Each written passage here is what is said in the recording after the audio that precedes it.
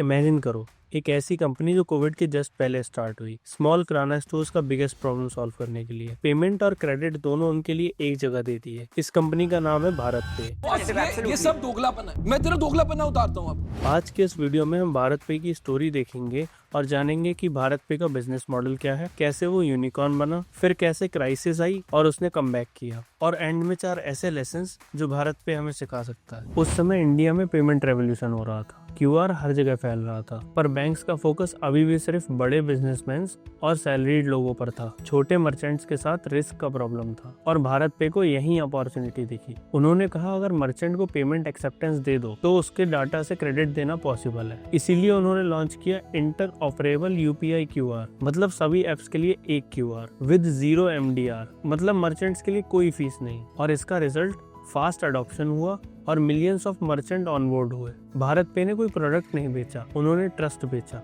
सन 2019 से सन 2021 भारत पे के लिए एक रॉकेट फेज था। उनका प्रोडक्ट बेस ग्रो हुआ, लैंडिंग प्रोडक्ट्स आए, POS मशीन्स आई, BNPL और वर्किंग कैपिटल लोन शुरू हुए, और सन 2021 में भारत पे became a unicorn with the valuation of more than $1 billion. और उस समय की मीडिया हेडलाइंस थी इंडिया का fastest growing fintech, merchant first revolution. पर एक दिक्कत थी, पेमेंट सिर्फ स्केल देता है, प्रॉफिट नहीं, और लैंडिंग में हाई मार्जिन था पर हाई रिस्क भी। भारत पे को 3 लेयर्स में समझते हैं। पहला पेमेंट्स, जिसमें आता है यूपीआई क्यूआर, प्री पेमेंट्स और ह्यूज ट्रांजैक्शन डाटा। इसका गोल था स्केलिंग और डाटा कलेक्शन। दूसरा लैंडिंग, इसमें आता है merchant loan, short term credit और वर्किंग कैपिटल, और इसका मेन गोल है रेवेन्यू जनरेशन।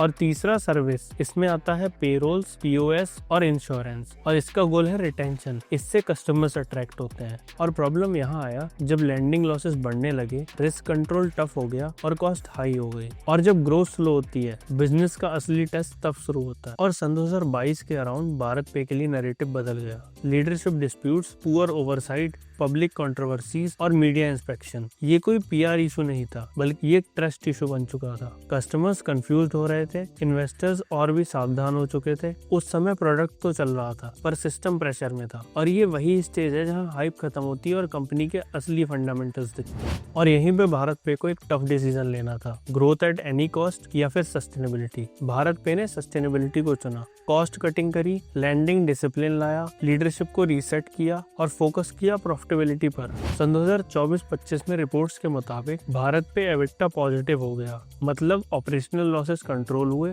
और बिजनेस मॉडल अलाइन होने लगा। ये फेज बोरिंग लगता है पर असली कंपनीज इसी फेज में बनती हैं। अब आते हैं सबसे इम्पोर्टेंट पार्ट पर, 4 ऐसे लेसन्स जो भारत पे हमें सिखाता है। पहला, पेमेंट सिर्फ कस्टमर्स को अंदर लाता है, पैसा कहीं और बनता है। जैसे UPI सिर्फ यूजर देता है, प्रॉफिट लैंडिंग और सर्विस से आता है। दूसरा, फास्ट ग्रोथ प्रॉब्लम्स को छुपा देता है, प्रॉब्लम सिर्फ स्लो फेज में दिखती हैं। तीसरा, governance is the foundation, hype is the decoration. सिर्फ स्ट्रॉन्ग फाउंडर काफी नहीं, सिस्टम और गवर्नेंस उससे भी ज्यादा स्ट्रॉन्ग होने चाहिए।